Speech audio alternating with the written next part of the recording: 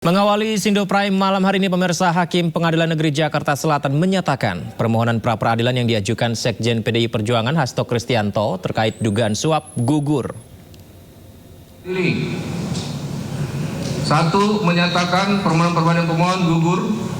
2. Membebankan kepada pemohon untuk membayar perkara sejumlah nihil. Gugatan pra-peradilan merupakan jilid kedua yang diajukan oleh kubu Hasto. Sebelumnya sempat diajukan gugatan pra-peradilan atas statusnya sebagai tersangka, namun ditolak yang pertama. Kemudian sidang hari ini, Hakim Tunggal Pengadilan Negeri Jakarta Selatan Afrizal Hadi menyatakan pra-peradilan Hasto juga gugur.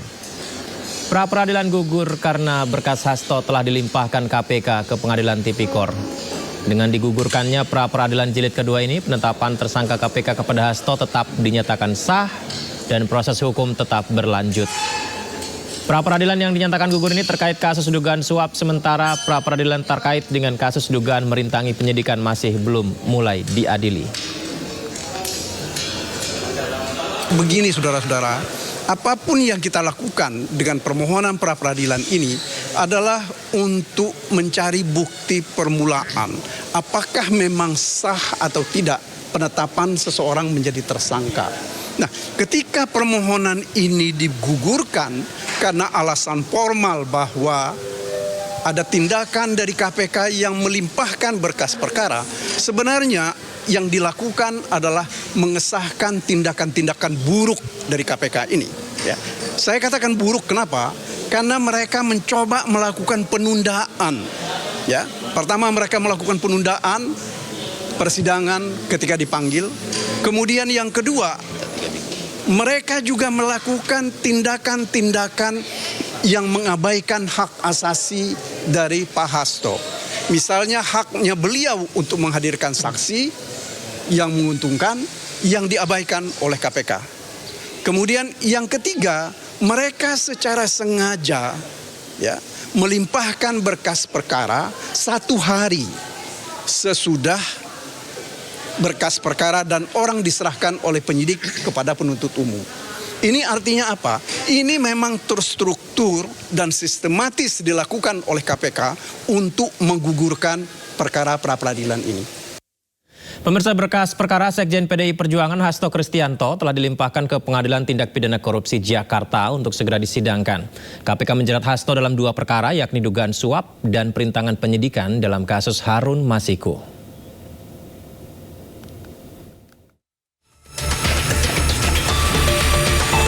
Penyidik Komisi Pemberantasan Korupsi telah melimpahkan berkas perkara Sekjen PDI Perjuangan Hasto Kristianto ke Pengadilan Tindak Pidana Korupsi Jakarta Pusat. Usai pelimpahan berkas ini, kasus dugaan suap dan perintangan penyidikan yang menjerat Hasto Kristianto selanjutnya akan segera disidangkan. Dan tengah menunggu penetapan tanggal persidangan serta komposisi majelis hakim yang akan memeriksa dan mengadili perkara. Sudah dilimpahkan sama penyidik KPK ke jaksa, penuntut umum sudah dilimpahkan ke pengadilan. Ini berapa tebal ini, Bang? Waduh, ini nggak tahu nih berapa tebal ini. Abang kan bisa lihat sendiri nih tebalnya. Oh iya. Sesuai dengan proses tahapannya, hari ini dari pihak penuntut juga menyerahkan kepada Pengadilan Negeri Jakarta Pusat yang sudah diterima oleh panitera dan tercatat, jadi tinggal menunggu proses berikutnya. Ya, kami semua pasti tinggal menunggu saja penetapan dari pusat. Sebelumnya KPK resmi menahan Hasto Kristianto pada Kamis 20 Februari 2025. Hasto ditahan usai diperiksa sebagai tersangka kasus dugaan suap pergantian antar waktu anggota DPR periode 2019-2024 dan upaya perintangan penyidikan dalam kasus yang menjerat mantan kader PDI Perjuangan Harun Masiku. Dari Jakarta, Rizky Falufi, iNews melaporkan. Penetapan Sekjen PDI Perjuangan Hasto Kristianto sebagai tersangka oleh Komisi Pemberantasan Korupsi menandai babak baru dalam kasus suap Harun Masiku. Namun, Hasto melawan penetapan tersangka tersebut dengan mengajukan pra-peradilan. Sehari menjelang Natal, Selasa 24 Desember 2024, KPK resmi menetapkan Sekjen PDI Perjuangan Hasto Kristianto sebagai tersangka kasus suap pergantian antar waktu Harun Masiku. Hasto disebut secara aktif melakukan upaya menggagalkan Rizky Aprilia sebagai caleg terpilih tahun 2019 menggantikan Nazarudin Kemas yang meninggal dunia. Komisi Anti Rasuah menemukan bukti Hasto bekerja sama dengan Harun Masiku menyuap komisioner KPU saat itu Wahyu Setiawan untuk meloloskan Harun Masiku sebagai anggota legislatif menggantikan Nazarudin. Proses penyidikan terhadap perkara HM dan upaya pencarian DPO HM ini dilakukan secara sangat serius, juga dilakukan tidak mengenal waktu, bahkan banyak melakukan koordinasi dengan berbagai pihak. Penyidik menemukan adanya bukti keterlibatan Saudara HK yang bersangkutan selaku Sekjen PDI Perjuangan. Usai ditetapkan tersangka oleh KPK, Hasto Kristianto menyampaikan sikapnya. Hasto mengaku tetap menghormati keputusan Komisi Pemberantasan Korupsi. Setelah penetapan saya sebagai tersangka oleh KPK, maka sikap dari PDI Perjuangan adalah menghormati keputusan dari KPK. Kami adalah warga negara yang taat hukum. PDI Perjuangan adalah partai yang menjunjung tinggi supremasi hukum. Meski menghormati keputusan KPK, Hasto mengajukan pra-peradilan untuk menguji keabsahan penetapannya sebagai tersangka. Kubu Hasto menilai penetapan tersangka Hasto oleh KPK tidak sesuai prosedur. Namun Hakim Pengadilan Negeri Jakarta Selatan Juyamto menyatakan tidak dapat menerima permohonan pra-peradilan Sekjen PDI Perjuangan Hasto Kristianto. Pertimbangkan dan diberi penilaian hukum lagi, sehingga dengan demikian Hakim berpendapat bahwa permohonan pra-peradilan dari pemohon adalah dinyatakan tidak dapat diterima. Atas putusan itu, kubu Hasto kembali mendaftarkan pra-peradilan kedua melawan KPK. KPK tidak mempermasalahkan pengajuan kembali gugatan pra-peradilan, namun pemeriksaan Hasto sebagai tersangka tetap berjalan. Pemirsa, dikabarkan digeledah KPK, rumah mantan Gubernur Jawa Barat sekaligus Cagup Jakarta tahun 2024, Ridwan Kamil, sepi aktivitas. Seperti inilah situasinya pemirsa, meski demikian sejumlah kendaraan seperti motor dan juga mobil pribadi milik Ridwan Kamil terparkir di garasi. Hanya ada petugas keamanan rumah yang berjaga-jaga di dalam rumah yang berada di kawasan Jalan Ranca Bentang, Kota Bandung. Sebelumnya pemirsa, Ketua KPK Setio Budianto mengumumkan kediaman Ridwan Kamil digeledah oleh anggota KPK setelah diduga terlibat korupsi markup dana iklan Bank BJB. Ya, kalau dari saya menyatakan bahwa betul ada penggeledahan rumah, ada kegiatan penggeledahan di perkara BJB, tetapi untuk lengkapnya, untuk detailnya rumah siapa, dan mungkin waktunya kapan dilakukan, itu baru bisa dilakukan setelah penyidik memberikan data-datanya secara lengkap kepada saya. Dan saya pikir rekan-rekan juga tidak menginginkan informasi yang sepotong-sepotong ya. Jadi pada saat nanti informasinya sudah lengkap, kita akan deliver ke teman-teman secara utuh, sehingga nanti informasi yang bisa diterima oleh masyarakat juga utuh. Pemirsa, Kepala Kantor Komunikasi Kepresidenan Hasan Nasbi menyatakan temuan pengurangan harga makan bergizi gratis bukan temuan yang telah diverifikasi. Namun Istana tetap akan menindaklanjuti informasi tersebut.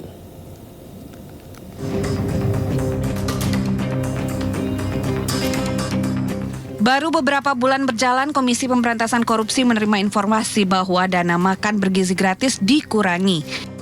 Makan bergizi gratis yang seharusnya diterima senilai Rp10.000 per orang berkurang menjadi Rp8.000 per porsi. Pihak KPK telah menyampaikan temuan ini pada Badan Gizi Nasional. Karena itu, KPK meminta agar BGN segera menyelidiki dan menindaklanjuti informasi ini sebagai tindak pencegahan. tentunya memang saya sampaikan berdasarkan informasi, ya. Dan informasi ini kan belum diverifikasi, belum divalidasi. Ini baru informasi. Tapi karena kegiatannya adalah bersifat kegiatan pencegahan, maka kami sampaikan dengan harapan bahwa informasi ini bisa segera disikapi secara preventif, gitu. Jangan sampai nanti sudah terlalu banyak, sudah semakin membesar, sudah terjadi di mana-mana, malah akhirnya menjadi sesuatu yang kontraproduktif. Usai temuan itu, pihak istana buka suara dan berjanji akan menindaklanjuti informasi yang diberikan oleh KPK. Melalui Kepala Kantor Komunikasi Kepresidenan Hasan Nasbi, istana menyatakan bahwa temuan pengurangan harga makan bergizi gratis bukan temuan yang telah diverifikasi. Agar program makan bergizi gratis berjalan dengan baik, Badan Anti Rasuah menekankan pentingnya tata kelola keuangan yang transparan. Selain itu diperlukan keterlibatan masyarakat serta memanfaatkan teknologi dalam pengawasannya. Dari Jakarta, Rizky Falufi, iNews melaporkan. Kita beralih ke informasi lain, pemirsa. 2 orang pelaku pembunuhan bos rental didakwa melakukan pembunuhan berencana dan dituntut penjara seumur hidup. Sementara seorang tersangka lainnya 4 tahun penjara. Tuntutan ini dibacakan oleh auditor militer dalam sidang lanjutan kasus penembakan bos rental mobil yang melibatkan 3 oknum anggota TNI Angkatan Laut yang kembali digelar di Pengadilan Militer 208 Jakarta Timur. Auditor militer menyatakan para terdakwa melakukan pembunuhan berencana secara bersama-sama. 2 orang diantaranya dituntut penjara seumur hidup dan membayar restitusi kepada keluarga korban. Kami mohon agar para terdakwa dijatuhi pidana sebagai berikut. Terdakwa 1, Kelasi Kepala Bah Bambang Apri Atmojo NRP 122903. Pidana pokok penjara seumur hidup. Pidana tambahan dipecat dari Dinas Militer CQ TNI Angkatan Laut, membayar restitusi kepada keluarga almarhum Ilyas Abdul Rahman sebesar 200.209.633.500 rupiah, membayar restitusi kepada saudara Ramli korban luka sebesar 146.354.200 rupiah. Terdakwa 2, Sertubah Akbar Adli NRP 125546. Pidana pokok penjara seumur hidup. Pidana tambahan dipecat dari Dinas Militer CQ TNI Angkatan Laut, membayar restitusi kepada keluarga almarhum Ilyas Abdul Rahman sebesar 147.133.500 rupiah, membayar restitusi kepada saudara Ramli sebesar 73.177.100 rupiah. Terdakwa 3, Sertukom Rapsim Hermawan NRP 126104. Pidana pokok penjara selama 4 tahun, dipotong seluruhnya pada saat terdakwa menjalani penahanan sementara. Pidana tambahan dipecat dari Dinas Militer CQ TNI Angkatan Laut, membayar restitusi kepada keluarga almarhum Ilyas Abdul Rahman sebesar 147.133.500 rupiah, membayar restitusi kepada saudara Ramli sebesar 73.177.100 rupiah. Subsidiar 3 bulan penjara. Untuk pembayaran restitusi yang dibebankan kepada para terdakwa sesuai dengan surat dari LPSK. Izin kami lampirkan di tuntutan. Kasus penembakan bos mobil rental di res area kilometer 45 Tol Tangerang Merak, Banten membuat publik tercengang. Ironisnya sebelum kejadian pemilik rental mobil sempat meminta pendampingan dari pihak kepolisian tapi ditolak.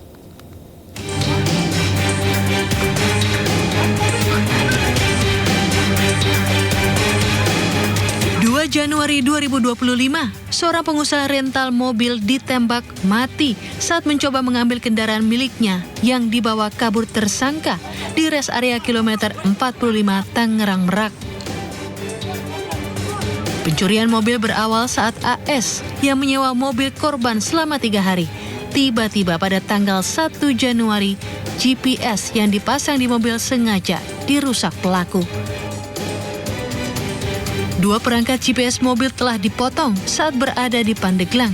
Namun 1 GPS aktif belum diputus pelaku. Korban kemudian melakukan penelusuran hingga berpapasan dengan mobil miliknya. Situasi berubah tegang saat pelaku mengaku sebagai TNI Angkatan Udara mengancam sambil mengeluarkan senjata api. Merasa terancam, anak korban meminta pendampingan dari Polsek Cinangka Anyar, namun ditolak kepolisian. Dengan alasan saat pelaporan korban tidak membawa surat-surat penting kepemilikan mobil yang sah. Nah, inisiatiflah kita minta tolong ke polsek terdekat. Pada saat itu polsek yang terdekat Polsek Cinangka. Nah, kita mampirlah ke Polsek Cinangka itu. Kita menceritakan kejadian ini dan kita bilang kita pemilik mobil, rental mobil, bukan leasing mobil. Tapi si polsek ini salah menduga. Katanya saya dari leasing, padahal saya udah bilang dari awal. Saat itu ketika dikonfirmasi, yang bersangkutan menyatakan bahwa itu dari leasing. Sementara kawannya lagi menyatakan bahwa itu dari rental.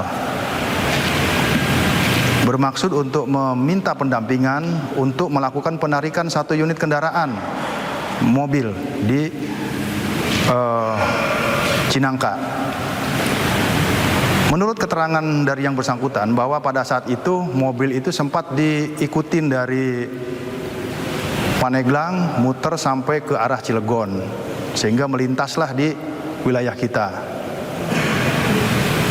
Namun pada saat yang bersangkutan memohon, meminta untuk pendampingan dari personel kita, ya tentunya personel kita yang paling utama adalah menanyakan legalitas ataupun identitas daripada kendaraan yang akan ditarik itu. Kemudian dalam masalahnya masalah apa? Pengejaran kembali terjadi hingga ke area tol Tangerang Merak, kilometer 45. Pelaku menembak korban Ilyas Abdurrahman di dalam minimarket. Korban tewas terkena tembakan di bagian dada dan tangan kiri. Berdasarkan rekaman CCTV, komplotan pelaku penembakan terhadap bos rental mobil berjumlah 4 orang. Dalam pengejaran polisi berhasil menangkap AS, orang pertama yang menyewa mobil. Pasca kejadian, saksi dalam sidang perkara penembakan bos rental mobil menyebut pelaku melepaskan tembakan sebanyak 4 kali. Ahmad Farizi, saksi yang merupakan karyawan minimarket, mengatakan oknum TNI AL pelaku penembakan melepaskan 4 kali tembakan. Farizi mengungkap tembakan pertama dilakukan oleh oknum TNI AL yang keluar dari sebuah mobil berwarna hitam. Sementara tembakan kedua dilakukan oleh orang yang sama, namun pelaku telah keluar mobil.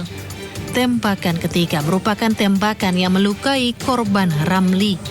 Tembakan keempat bersarang di tubuh korban bos rental, Ilyas Abdurrahman. Farizi merinci tembakan keempat dilepaskan saat Ilyas mencoba mendekat ke arah Ramli. Pada saat terjadinya penembakan di rest area kilometer 10, diduga di depan Indomaret saudara bekerja ya. Berapa kali saudara mendengar tembakan? Tembakannya? Iya. 3 sampai 4 itu. 3 sampai 4. Apakah saudara saksi mengetahui siapa yang melepaskan tembakan atau berada di mana? Kalau siapanya nggak tahu, cuman kalau posisinya tahu, Pak. Posisinya di mana, saudara? Depan toko. Depan toko. Parkiran. Pada saat penembakan pertama, apakah saudara bisa memastikan di depan toko penembakan? Iya. Yang menembak itu berada di mana? Apakah di depan toko atau di mana? Di mobil, Pak. Di mobil. Di mobil apa? Mobil hitam. Mobil hitam. Tim Liputan iNews melaporkan. Kita ke informasi lain, pemirsa. Sejumlah pedagang di pasar kawasan Jakarta Selatan resah dengan beredarnya minyak kita yang diduga palsu.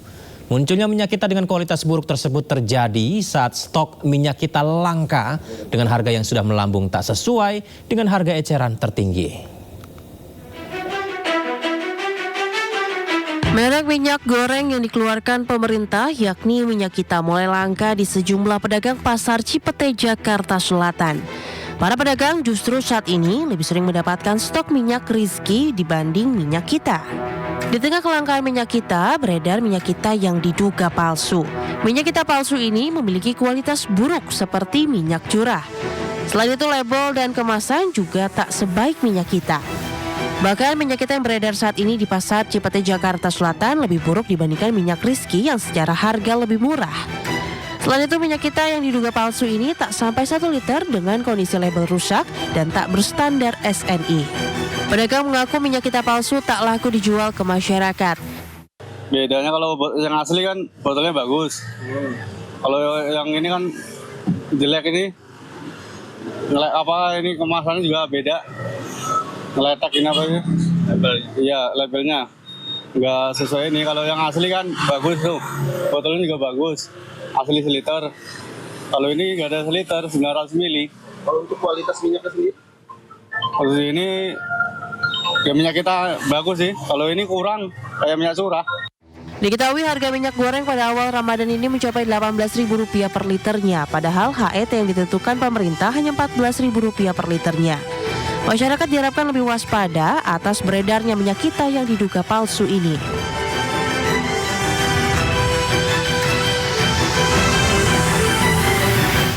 Sebelumnya, usai viral di media sosial, takaran minyak kita yang tak sesuai dengan ketentuan, keberadaan minyak kita sempat langka di pasaran, pemirsa. Di pasaran hanya ditemukan minyak kita kemasan 2 liter dan kemasan botol lain tanpa tertera isi bersih di kemasan.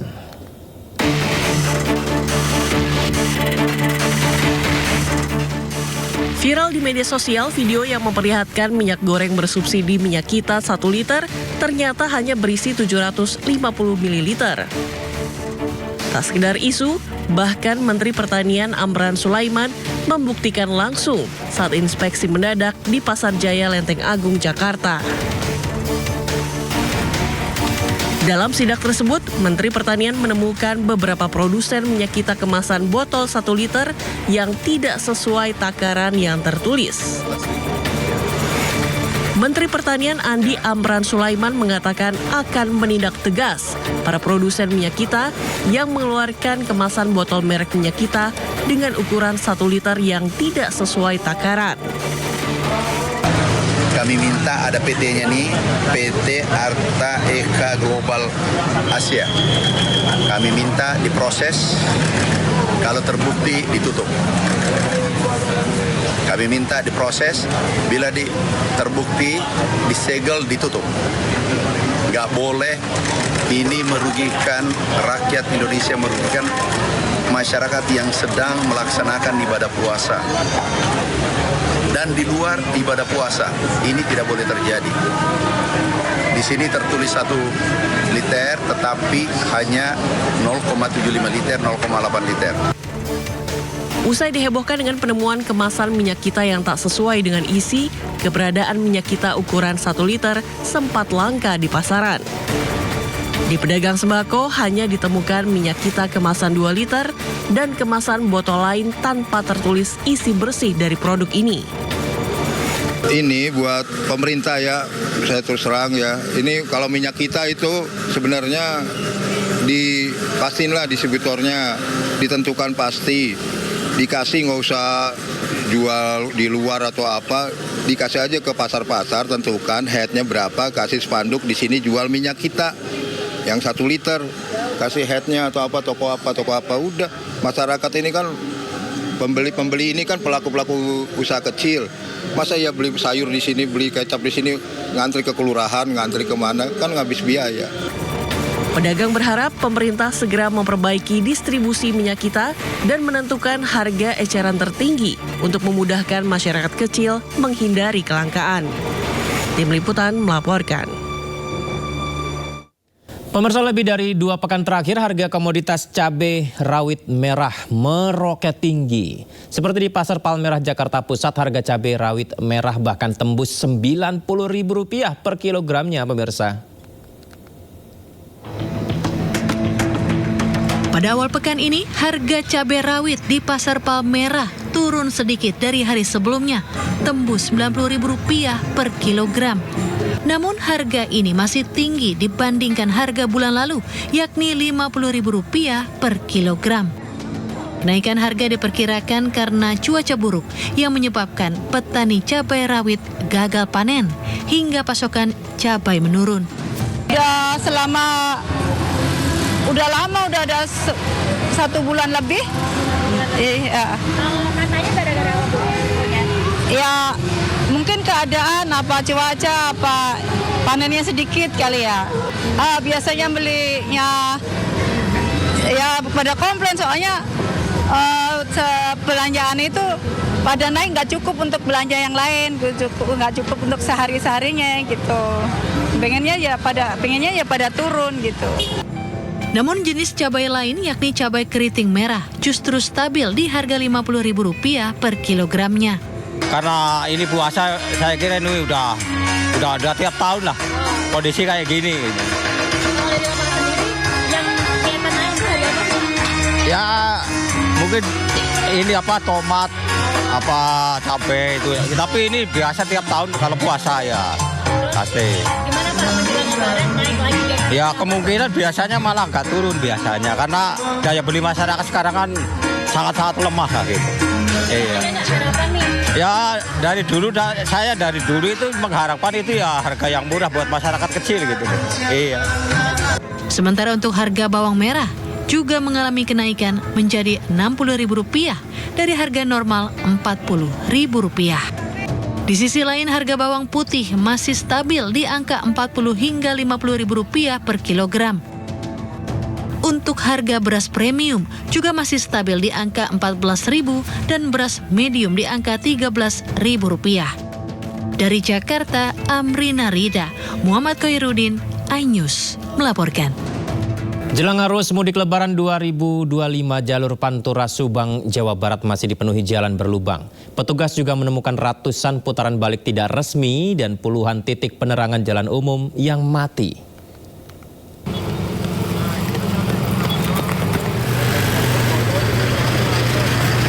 Satuan Lalu Lintas Polres Subang, Jawa Barat melakukan cek kesiapan jalur mudik Lebaran 2025 yang dimulai dari jalur alternatif Purwodadi hingga jalur nasional Pantura.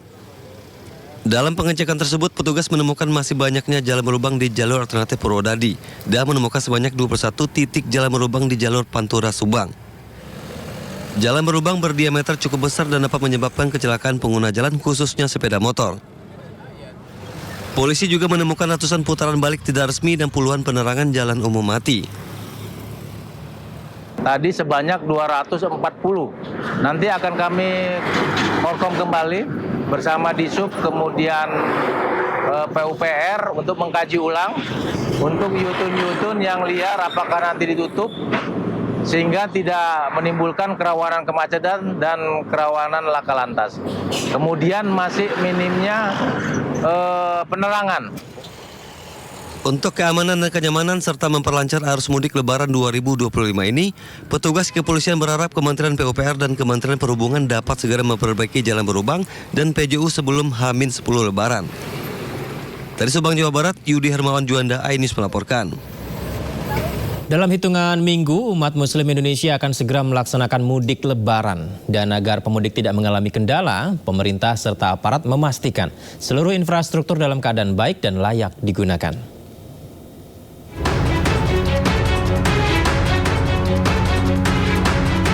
Kakor Lantas Polri, Irjen Pol Agus Suryo Nugroho meninjau kesiapan mudik Lebaran tahun 2025. Salah satunya kesiapan tol Jakarta Cikampek Selatan. Tol ini rencananya akan dibuka untuk kelancaran arus balik Lebaran nanti. Irjen Agus menjelaskan, dengan dibukanya akses tol Jakarta Cikampek, kendaraan dari Bandung ke Jakarta tidak harus keluar di Japek ketika memasuki arus balik Lebaran. Sehingga nanti ada 2 gate tol, bisa keluar di 37, tetapi pintu tolnya cuma 2. Kami sarankan nanti para pemudik menggunakan gate tol yang 34. Sehingga fasilitas dan lain sebagainya sudah siap. Dan ini ada 5 pintu gate tol ya, 8 pintu gate tol. Jadi sudah siap. Semoga nanti pada saat arus balik kita bisa memecah jalur yang ada di Japek dan ada di fungsional. Tol fungsional bisa memecah pertemuan lalu lintas di kilometer 66 Jakarta Cikampek, sehingga kendaraan dari Bandung bisa melewati jalur ini. Demi kelancaran arus mudik Lebaran, operator juga diminta pihak kepolisian untuk segera menuntaskan pekerjaan agar tol fungsional bisa optimal dilintasi pemudik. Tim Liputan iNews melaporkan. Menko Polkam bersama Kapolri dan Panglima TNI menggelar rapat koordinasi lintas sektoral untuk kesiapan pengamanan Idul Fitri 1446 Hijriah. Rapat koordinasi lintas kementerian lembaga Senin siang dipimpin Menteri Koordinator Bidang Politik dan Keamanan Budi Gunawan. Rapat dihadiri oleh Kapolri Jenderal Listio Sigit Prabowo, Panglima TNI Jenderal Agus Subianto, beserta jajaran kementerian dan instansi terkait lainnya. Rapat membahas kesiapan seluruh kementerian lembaga untuk pengamanan, kesiapan transportasi, sarana prasarana perhubungan, serta tanggap bencana selama pelaksanaan mudik Hari Raya Lebaran. Dalam rapat tadi dibahas tentang kesiapan daripada seluruh kementerian lembaga terhadap beberapa aspek. Yang pertama aspek pengamanan yang meliputi penggelaran personel Polri dan TNI sebanyak 164.298 personil gabungan yang terdiri dari Polri sebanyak 93.358, kemudian dari TNI 66.714 dan kekuatan lainnya dari kementerian lembaga. Kita juga kali ini melaksanakan operasi pengamanan mudik dengan nama Sandri Operasi Ketupat tahun 2025. Berdasarkan hasil survei yang dilaksanakan oleh Kementerian Perhubungan dan juga perbandingan terkait dengan realisasi yang dilaksanakan di tahun 2024 kemarin, tentunya kita tetap harus melakukan kesiapan-kesiapan untuk menghadapi potensi puncak arus balik, arus mudik dan arus balik yang kemungkinan akan terjadi di arus puncak balik itu di antara arus mudik antara 28 sampai dengan 30 Maret, sedangkan puncak arus balik di tanggal 5 sampai dengan 7 April 2025. TNI menyiapkan 9 pesawat dengan beberapa jenis, yaitu Boeing, kemudian Hercules, TN dan Kasa, dan 12 unit helikopter dari berbagai jenis dan beberapa truk dan ambulan. Dan nanti personel tersebut akan dideploy ke wilayah-wilayah umum seperti bandara, stasiun, kemudian masjid, dan beberapa di tempat pariwisata. Presiden Prabowo Subianto mengumumkan keputusan mengenai tunjangan hari raya atau THR untuk karyawan swasta, BUMN, dan BUMD. Presiden menyebut THR paling lambat harus dibagikan 7 hari sebelum hari raya. Dalam kesempatan yang sama, Presiden Prabowo juga mengumumkan soal bonus hari raya bagi pengemudi dan kurir online. Untuk besaran jumlah THR yang akan diterima, Presiden Prabowo menyebut semua akan diatur berdasarkan perundingan antara kementerian terkait dan pemilik jasa online. Sementara itu, Presiden juga menegaskan pencairan THR bagi pegawai negeri sipil atau PNS dan pegawai pemerintah dengan perjanjian kerja atau PPPK akan tepat waktu paling cepat 3 minggu sebelum Lebaran. Tak terasa kita sudah berada di hari ke-10 bulan Ramadan dan sebentar lagi kita akan menghadapi Hari Raya Idul Fitri 1446 Hijriah.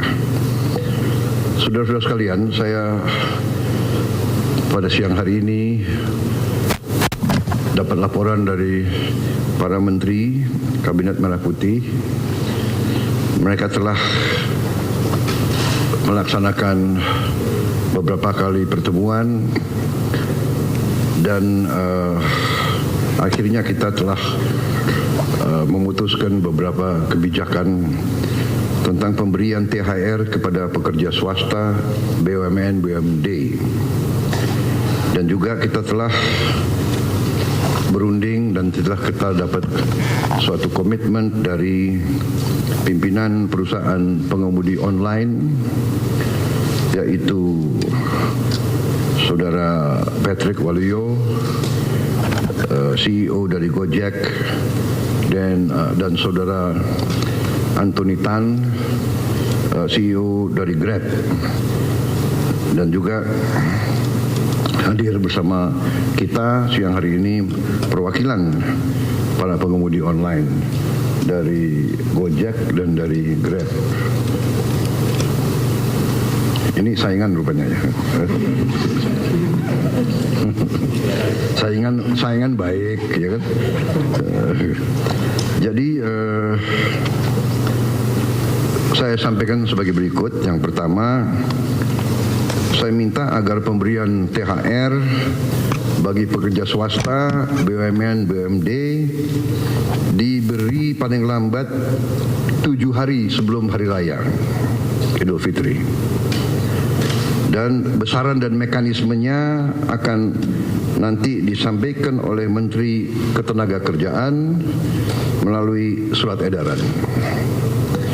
Kemudian yang kedua, pada tahun ini pemerintah menaruh perhatian khusus kepada para pengemudi dan kurir online yang telah memberi kontribusi yang penting dalam mendukung layanan transportasi dan logistik di Indonesia.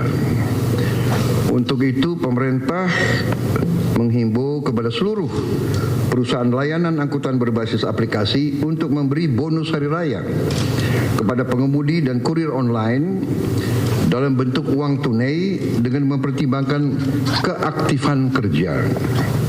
Saat ini terdapat kurang lebih 250.000 pekerja pengemudi kurir online yang aktif dan kurang lebih 1 sampai 1,5 juta yang berstatus part-time, yang tidak full-time tapi part-time bekerja. Untuk besaran dan mekanisme pemberian bonus hari raya ini kita serahkan dengan nanti akan dirundingkan dan akan disampaikan oleh Menteri Ketenagakerjaan melalui surat edaran. Saudara-saudara sekalian, semoga dengan kebijakan ini para pekerja dan para pengemudi online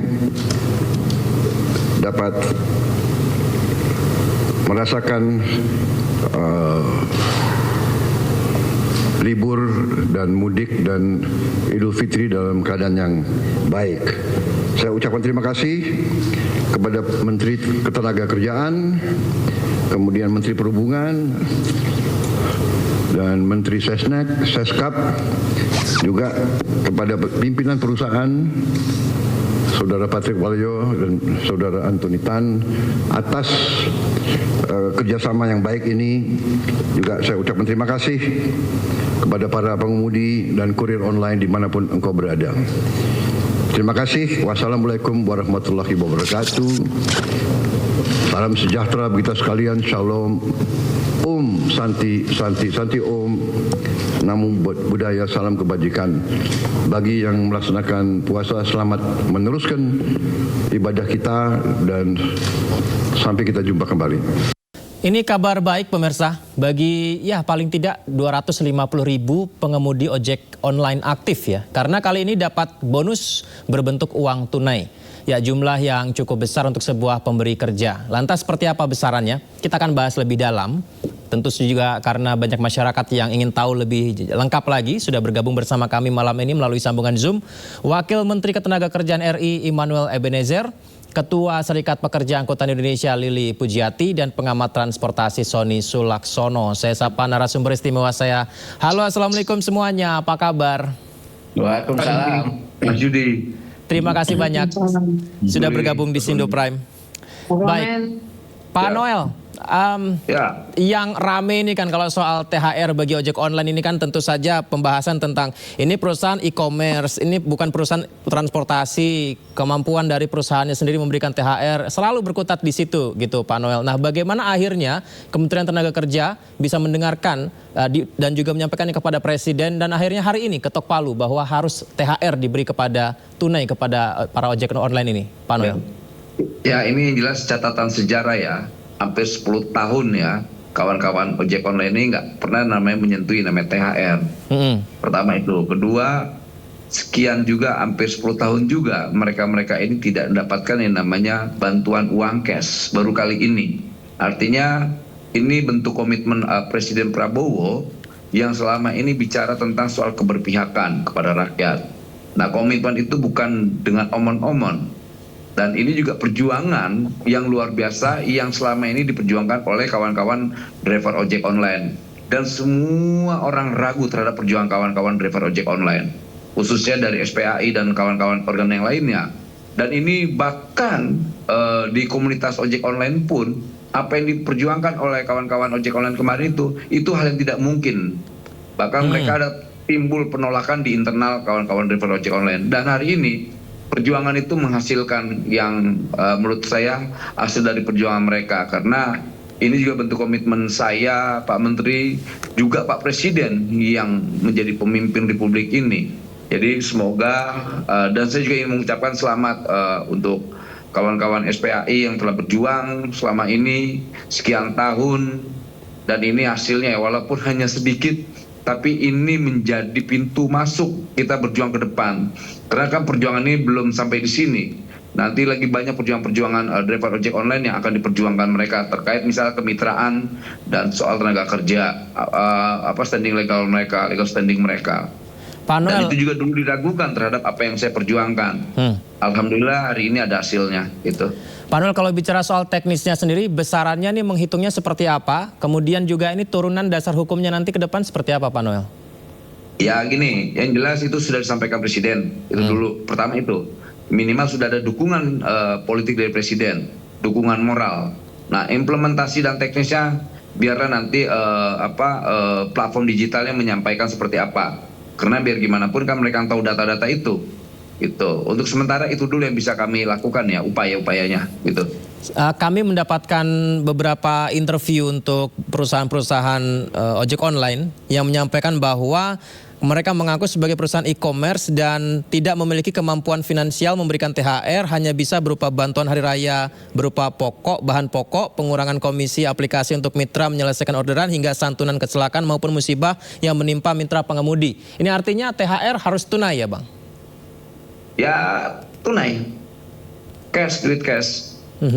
Kalau ada perusahaan yang mungkin disamain e-commerce yang seperti Grab, Gojek yang lebih eksis dulu dibanding kawan-kawan yang baru, ya kita juga menempatkan hal itu nggak mungkin. Prinsipnya prinsip keadilan lah. Itu.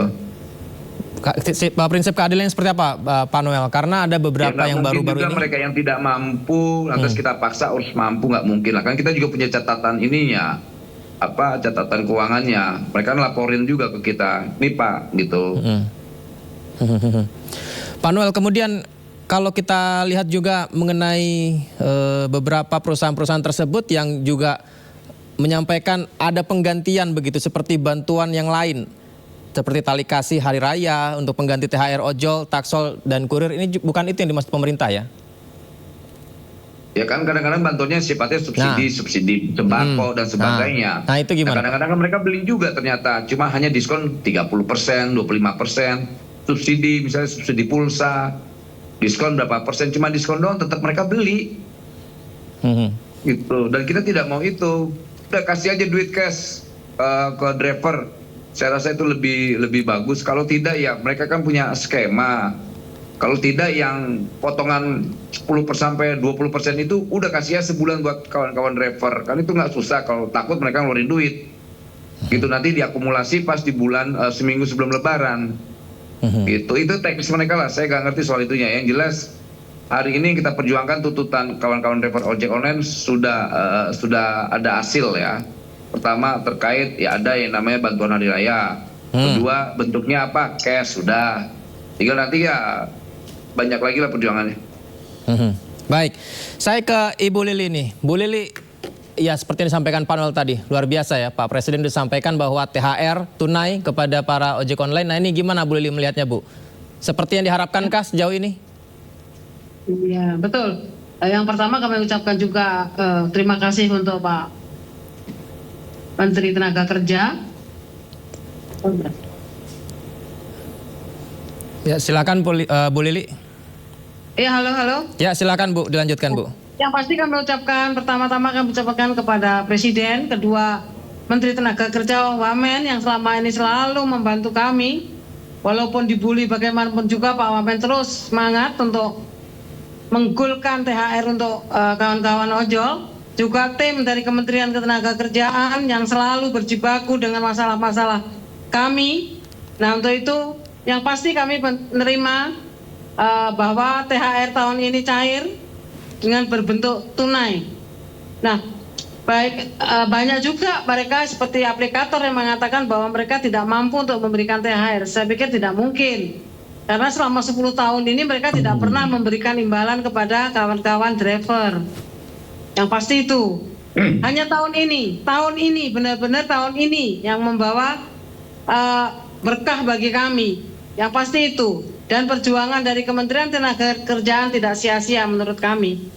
Dua juga kami berharap kawan-kawan yang tidak aktif pun mendapatkan THR. Karena apa? Mereka juga pernah kok membeli jaket, membeli helm, pernah bekerja mengeluarkan bensin dan juga pulsa. Dan itu pun kami harap pihak aplikator juga memberikan imbalan. Namun skemanya seperti apa itu kami nanti serahkan kepada Kementerian Tenaga Kerja yang memang mempunyai regulasi itu dan sudah mempunyai hitung-hitungan seperti itu, Mas. Baik. Tahun ini tahun kebahagiaan kami, yang pasti itu. Untuk itulah maka kita kawal sama-sama terus ya Bu Lili, sehingga kami undang Anda dan juga Pak Noel dan juga bersama kita juga nanti akan membahasnya bersama dengan Pak Sony Sulaksono. Tapi begini, Ibu Lili, kalau selama ini THR ini kan belum diterima ya oleh ojek online dan rekan-rekan Ibu Lili begitu. Itu skema bonusnya seperti apa Bu Lili kalau yang sejauh ini selama ini? Oke, kalau dulu kami diberikan insentif Mas. Jadi kami harus bekerja di tengah hari raya. Di saat hari raya orang lain bersama keluarga, kami harus narik penumpang, ngebit. Sehingga kami juga tidak pernah ada waktu untuk keluarga untuk mendapatkan insentif tersebut. Dan juga ada beberapa voucher-voucher sembako yang memang harus kami beli dengan potongan harga. Yang dibelikan seperti itu. Dengan himbauan tahun ini, Pak Wamen menghimbau terus bahwa kami harus menerima cash itu sangat kami harapkan, yang pasti itu. Baik, saya ke Pak Sony Sulaksono. Pak Sony, mengapa seolah alot ya Pak kesepakatan pemberian THR bagi ojol selama ini ya? Tapi dengan apa yang disampaikan Presiden nih Pak Sony, apakah itu sudah semakin menegaskan bahwa ya THR bagi ojol sudah jelas harus diberikan? Ya, kalau saya melihat dulu kacamatanya ini ya, aplikator ya. Dari kacamatanya aplikator memang THR bukan kewajiban, ya, karena tidak ada ikatan kerja. Ya, selama ini kan driver online dianggap sebagai mitra. Jadi kalau yang namanya mitra itu kan sebenarnya kan hubungan yang saling menguntungkan, tapi sifatnya tidak ketat ya, seperti itu. Beda dengan pekerja. Kalau pekerja itu udah otomatis ada kewajiban buat perusahaan untuk memberikan THR. Tapi kalau mitra itu tidak ada kewajiban, sifatnya harus bonus. Nah, selama itulah yang dipegang oleh para perusahaan e-commerce ini, ya, aplikator ini, ya, untuk tidak merasa bahwa THR itu satu kewajiban. Ya, makanya nanti perjuangan Pak Wamen, kemudian yang kemarin yang tadi statement dari Pak Presiden, ya, ini sebenarnya untuk menegaskan gitu. Walaupun memang itu bukan kewajiban, setidaknya ya harus dong berterima kasih. Ya, tadi benar kata Bu Lili, ya. Selama Lebaran itu kan memang ojek online itu harus bekerja karena kan untuk mempertahankan layanan dari e-commerce tersebut kepada masyarakat. Ya, sebenarnya kan driver online itu benar-benar tulang punggungnya dari layanan e-commerce itu gitu. Ya, sehingga mereka mengkasihkan bonus segala macam harus tetap bekerja. Nah, pengorbanan mereka itu ya harusnya dihargai lah oleh mereka gitu. Tadi saya juga setuju ya, kalau tadi kata Bu Lili, kayak Gojek aja misalnya, itu nggak ada cerita mereka kerugian gitu. Ya, seperti itu. Ya, memang ya kalau kita lihat ya, aplikator itu kalau di Indonesia banyak ya, kita kenalnya cuma ada beberapa saja gitu. Tapi sebenarnya saya pernah mencatat tuh hampir ada 20 aplikator. Nah, dari sebanyak itu memang tidak semuanya bisa survive ya, seperti Gojek atau Grab ya. Uber aja nyerah ya, akhirnya dibeli oleh Gojek. Nah, jadi pertama memang ini bukan kewajiban, ya tetap harus diusahakan sebagai bonus lah atau apa THR ini ya, karena ini jasa dari driver itu memang luar biasa sehingga e-commerce bisa maju seperti halnya Gojek. Dan yang kedua juga ini yang harus kita kawal nih sebenarnya kriteria ini ya Pak Wamen, hanya untuk driver yang aktif. Nah, definisi aktifnya ini gimana nih? Bu Lili juga tadi udah menyinggung kan, aktif itu seperti apa gitu? Apakah dari jamnya kah atau apa? Nah, ini yang harus hati-hati juga gitu. Ya kan? Nanti mungkin aktifnya Gojek sama aktifnya di Grab mungkin beda definisinya. Ya, harus minimal sehari bisa 8 jam. Sehari bekerja selama 7 hari, tidak pernah putus. Berat buat ojek online, buat para driver berat seperti itu. Kalau untuk menjadikan aktif ya, definisi aktif gitu kan bisa saja kan kita definisikan sendiri ya, para aplikator bisa mendefinisikan sendiri aktifnya itu apa gitu. Ya kan? Atau misalnya selama 30 hari ya, 8 jam per hari nonstop, tidak pernah ada off aplikasi ya, off handphonenya selama minimal tidak lebih dari 1 jam. Itu berat buat driver online untuk menjadi aktif seperti Pak Sony. itu. Nah, ini perlu dikawal sebenarnya. Langsung kita sampai kepada Pak Noel. Pak Noel, bagaimana Pak untuk definisi aktif untuk driver yang mendapatkan THR ini, definisi aktifnya seperti apa? Itu biar nanti kita lihat definisi yang disampaikan oleh aplikator. Yang jelas kita yang penting dulu perjuangan kawan-kawan ojol dulu nih yang penting, dapatkan duit dan dapat THR itu dulu lah. Soal definisi itu kan persoalan, nanti ada perdebatan baru lagi, kita letih dengan perdebatan. Artinya dia udah perjuangannya udah mengiyakan aja, aplikator itu menurut saya udah luar biasa. Lantas kedua, dia mau memberi uang aja udah luar biasa lagi, kita berdebat lagi persoalan itu, capek lagi nanti kita. Gitu. Hal yang mendesak penting mereka dapat duit dulu itu, kedua dapat THR. Nanti kemudian ada perdebatan definisi soal mitra aja juga masih perdebatannya kencang kita. Iya. Definisi mitra versi aplikator dengan negaranya beda. Ya. Gitu. Nah, itu juga yang jadi banyak mempertanyakan Pak Noel, tadi disampaikan Pak Sony juga, driver online ini kan sifatnya mitra kerja ya, bukan pemberi kerja. Nah, ini gimana nih Pak anggapan THR berarti bukan kewajiban sebagai mitra? Gini, ini era dunia digital, jangan disamakan bukan yang digital. Nah, kalau seandainya bukan pekerja, lalu definisi apa lagi? Ya namanya definisi kemitraan itu kan sejajar, tidak ada sebuah sanksi, tidak boleh ada apa, saling menguntungkan. Tapi kalau seandainya drivernya dirugikan gimana? Kemudian ada keputusan-keputusan tanpa disampaikan oleh drivernya, itu rasa keadilan bukan? Banyak kebijakan-kebijakan dilakukan oleh aplikator, pernah nggak dikomunikasikan oleh kawan-kawan serikat pekerja ojek online? Kan nggak pernah. Dia mengambil keputusan aja. Kemudian ada sanksi. Kok memberi sanksi? Kemudian membeli barang. Lalu itu apa?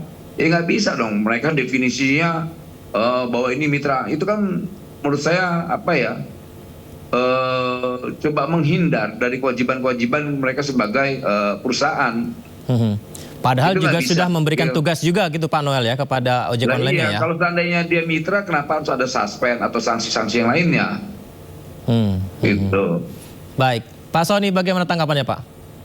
Ya betul ya, jadi memang status dari driver online itu adalah mitra buat aplikator ya. Yang namanya mitra itu kan harusnya kan saling menguntungkan. Tapi kalau Iya, itu definisi benar. Ya, tapi pada prakteknya justru driver tuh kan tidak bisa ngambil order sembarangan. Yang menentukan order kan bukannya driver, tapi aplikasi. Ya kan? Kita kan sering kalau pesan itu kan di sekitar kita banyak driver, tapi yang dapat driver yang jauh di mana gitu. Ya kan? Nah, artinya kan apa? Ya, driver online itu statusnya adalah mitra, tetapi diperlakukan seperti pekerja.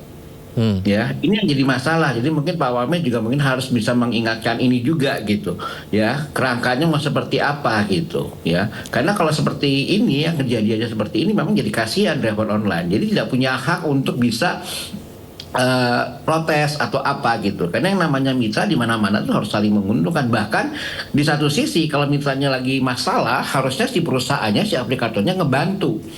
Ya kan, kalau kayak mitra dengan bank, kita punya pertanian, pinjam uang ke bank, oleh bank kita tanya kalau nggak tahu pertanian, oleh bank dikasih pelatihan atau apa gitu. Tujuannya bank biar uangnya kan kembali. Kalau itu mitra bank kan harusnya seperti itu. Nah, driver itu jadi mitranya, jadi aplikator itu ya dibina gitu. Kesulitan untuk memperpanjang SIM misalnya, kesulitan untuk masalah bahan bakar atau apa, nah itu bisa didorong oleh aplikator. Itu namanya kesetaraan antara perusahaan dengan mitra yang saling menguntungkan.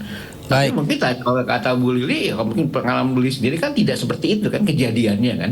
Nah ini memang kadang-kadang kasihan juga ya, jadi perlindungan terhadap driver online ya itu agak sulit gitu. Baik, Bu Lili bagaimana dengan anggapan status kemitraan dengan ojol bukan driver, dengan status kerja begitu, tapi sebagai sesama mitra itu bagaimana Bu Lili?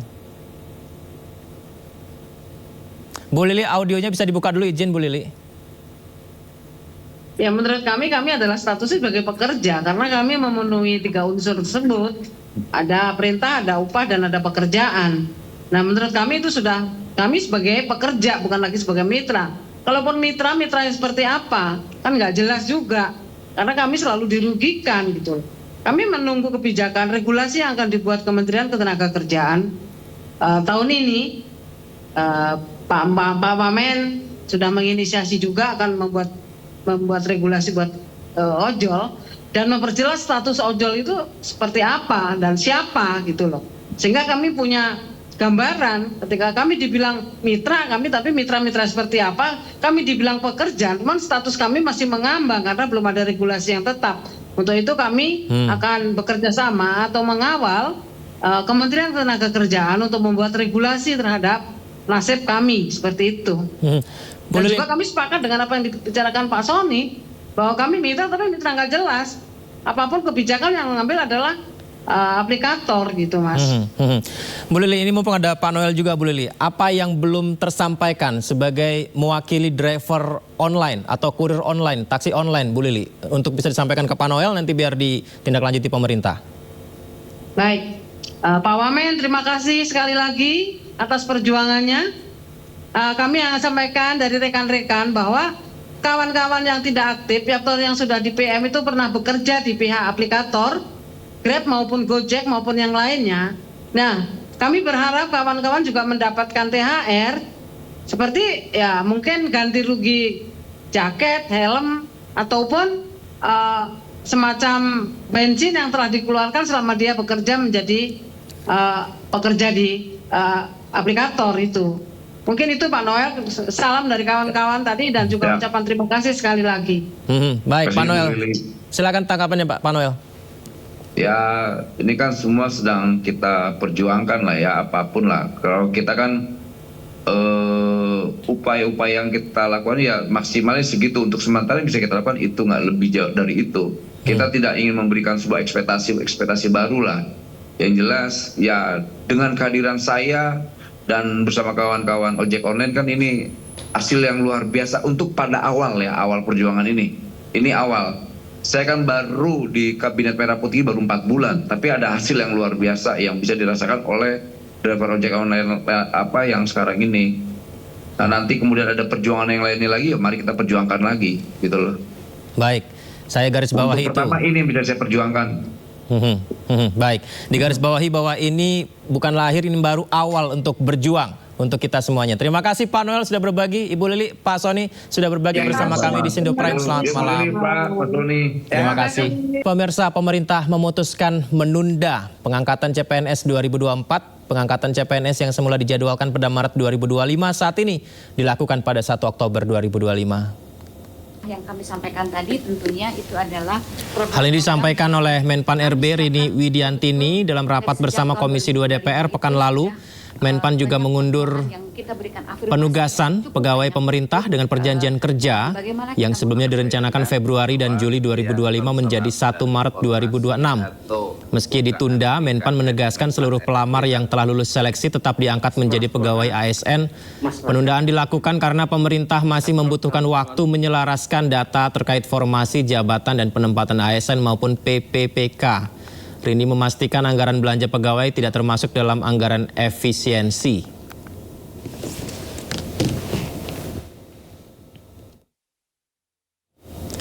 Menteri Sosial Saifullah Yusuf menyebutkan sejauh ini sudah ada 50 sekolah rakyat yang siap beroperasi, namun masih menunggu arahan Presiden Prabowo Subianto. Sementara Mendikdasmen Abdul Mukti terkait kurikulum dan guru sekolah rakyat juga akan menunggu arahan Presiden. Ya sampai hari ini masih sekitar berapa ya, 50-an lah yang udah siap untuk menyelenggarakan sekolah rakyat tahun ini. Tapi semuanya mau kita laporkan dulu ke Presiden. Masuk kurikulum juga udah siap berarti ya, Mas? Ya, kurikulum nanti yang membantu itu Kementerian Dikti ya. Kemudian untuk pengadaan guru Dikdasmen, Prof Mukti. Untuk sarana prasarana nanti yang bantu tentu PU. Gitu. Jadi kita minta bantuan dari berbagai kementerian. Ini artinya kerja bersama untuk menerjemahkan gagasan Presiden ini. Nanti menunggu hasil rapat ini nanti. Jadi ini baru akan dibahas di rapat siang ini. Nanti kita lihat bagaimana dua hal tadi bisa kita sampaikan setelah rapat pada siang hari ini. Pembongkaran hibis fantasi di kawasan Puncak, Jawa Barat kembali dilanjutkan hari ini. Sejumlah alat berat diturunkan untuk membongkar taman wisata tersebut. Gubernur Jawa Barat Deddy Mulyadi menginstruksikan membongkar bangunan milik anak perusahaan milik BUMD Jawa Barat PT Jaswita Jasa Pariwisata. Wahana wisata yang ada di kawasan wisata Puncak Cisarua Bogor tersebut telah melanggar aturan. Diduga bangunan jadi biang kerok terjadinya banjir bandang di kawasan wisata Puncak. Sementara itu, guna menghindari terjadinya bentrokan, petugas gabungan dari TNI, Polri hingga Satpol PP disiagakan. Pembongkaran dilakukan karena pengelola melanggar aturan perizinan dari semula 2.400 meter jadi 15.000 meter. Artinya, hibis fantasi mencatut lahan sekitar 11.000 meter.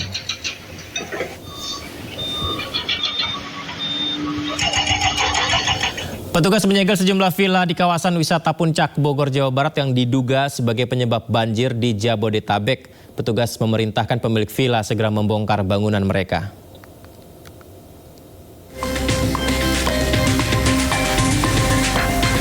Diduga menjadi salah satu penyebab banjir di Jabodetabek, Pemprov Jawa Barat, Kementerian Kehutanan, serta Kementerian Agraria dan Tata Ruang menyegel sejumlah villa di kawasan Puncak Bogor.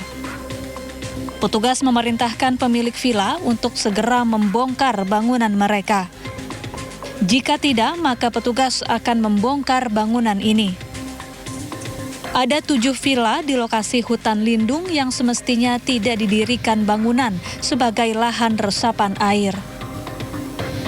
Maka kita pemerintah dalam ini memandang perlu untuk melakukan review dan melakukan penertiban penggunaan lahan yang ada di hulu Sungai Ciliwung, Das Bekasi dan Das satu lagi Cisadane. Sebelumnya Gubernur Jawa Barat Deddy Mulyadi 2 kali meninjau lokasi sambil melakukan penanaman pohon di kawasan hutan Cisarua. Ia meminta agar villa dan penginapan perusak lingkungan untuk segera dibongkar. Dari Bogor, Jawa Barat, Wildan Hidayat, iNews melaporkan. Pemirsa, banjir yang merendam Grobogan, Jawa Tengah membuat aktivitas warga lumpuh. Tak hanya permukiman, puskesmas di wilayah ini juga terdampak banjir yang disebabkan tanggul jebol.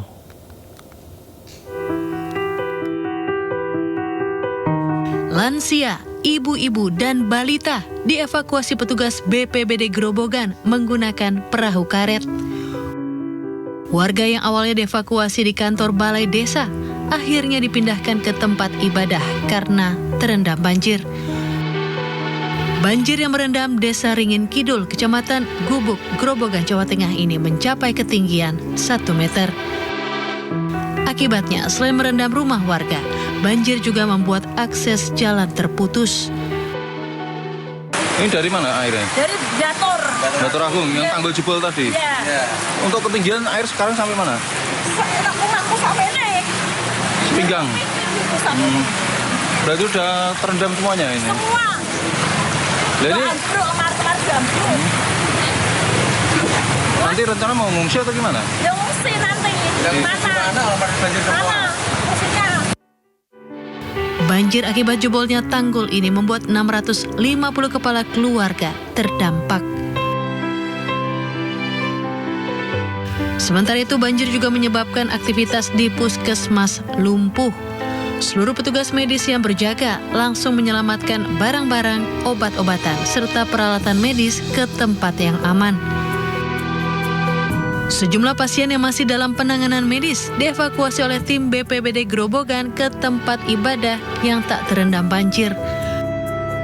Pasien yang mengalami sakit cukup berat dirawat di dalam pengungsian.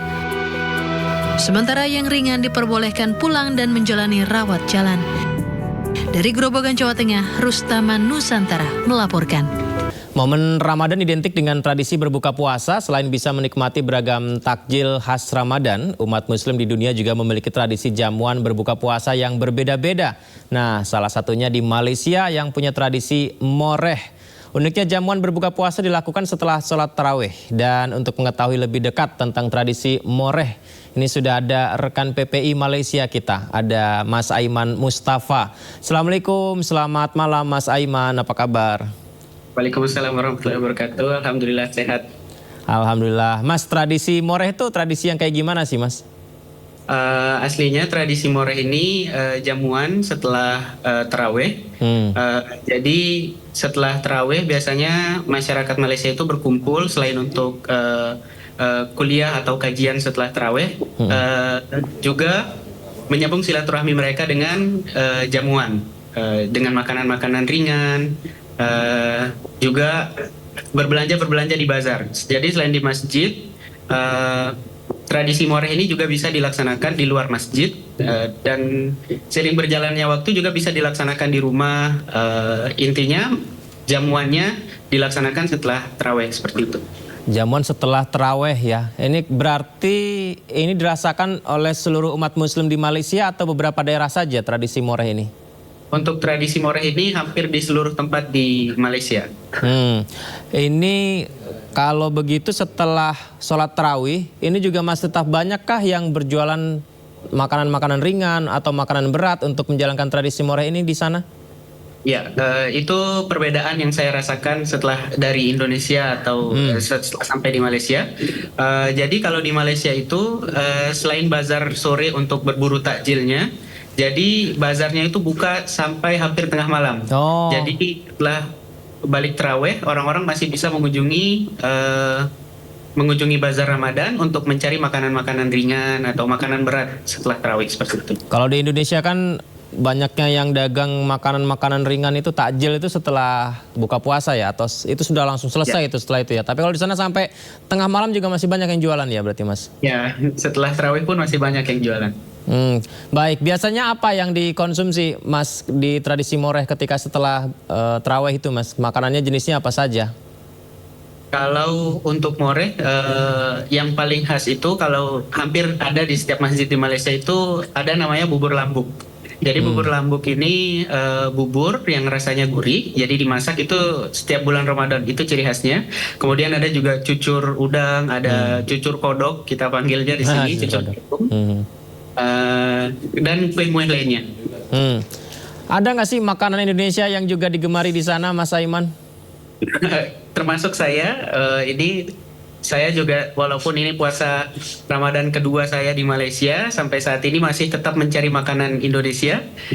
Jadi di dalam bazar-bazar ini pun banyak yang menjual makanan Indonesia seperti ayam gepuk, ada nasi padang juga, kue-kue seperti kue lapis khas Indonesia pun masih ada yang dijual di bazar-bazar Ramadan di Malaysia. Itu yang senang membeli makanan khas Indonesia di tradisi Moreh itu orang Indonesia atau orang Malaysia juga, Mas Aiman? Iya, selain kita yang dari PPI, kita yang dari Indonesia, ternyata orang Malaysia juga suka membeli makanan khas Indonesia. Kalau kami yang dari PPI beli makanan Indonesia itu karena pertama makanan di Malaysia itu relatifnya manis. Jadi kita masih agak susah mencari makanan yang pas dengan lidah kita yang pedas. Jadi kita masih mencari warung-warung Indonesia untuk membiasakan lidah lah agar tetap terasa Indonesianya. Seperti itu. Kalau di Indonesia kayaknya merata ya dari Sabang sampai Merauke, kalau ketika buka puasa itu takjilnya gorengan. Kemudian minumannya juga es kelapa muda, ada kolak, es buah.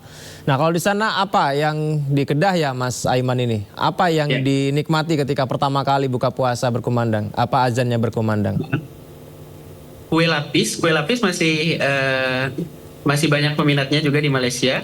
Selain itu saya sebutkan tadi cucur udang atau cucur kodok kita panggilnya. Ada cucur pisang juga.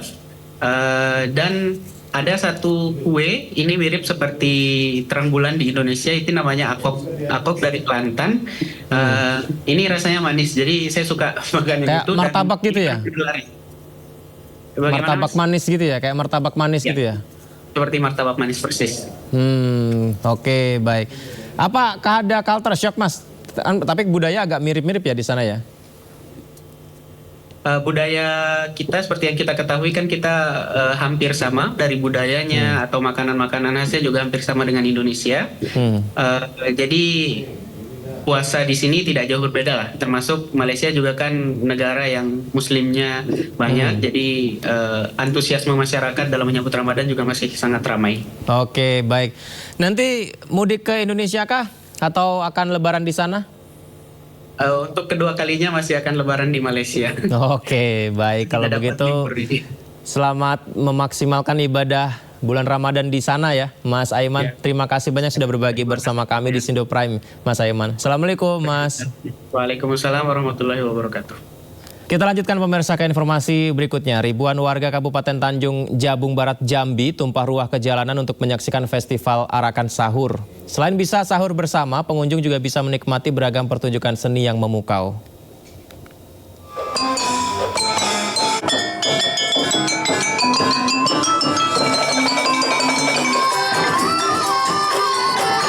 Tiap daerah memiliki tradisi membangunkan sahur dengan keunikannya masing-masing. Di Kota Kuala Tunggal, Kabupaten Tanjung Jabung Barat, Provinsi Jambi, tradisi membangunkan sahur dijadikan festival yang dinantikan masyarakat.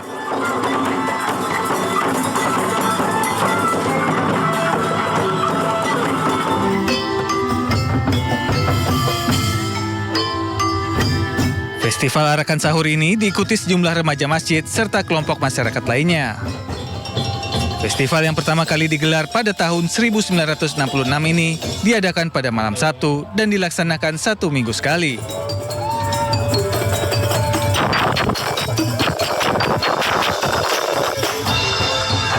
Ya, budaya ini adalah budaya kita yang dapat terus dikembangkan dan lebih luas lagi sehingga masyarakat mencintai budaya lokal kita. Ada kanalisasi anak-anak kita sehingga bisa menyalurkan bakat-bakat seni mereka. Dengan Arakan Sahur ini dapat tersebut. Dengan kegiatan Arakan Sahur dapat membangkitkan ekonomi kerakyatan.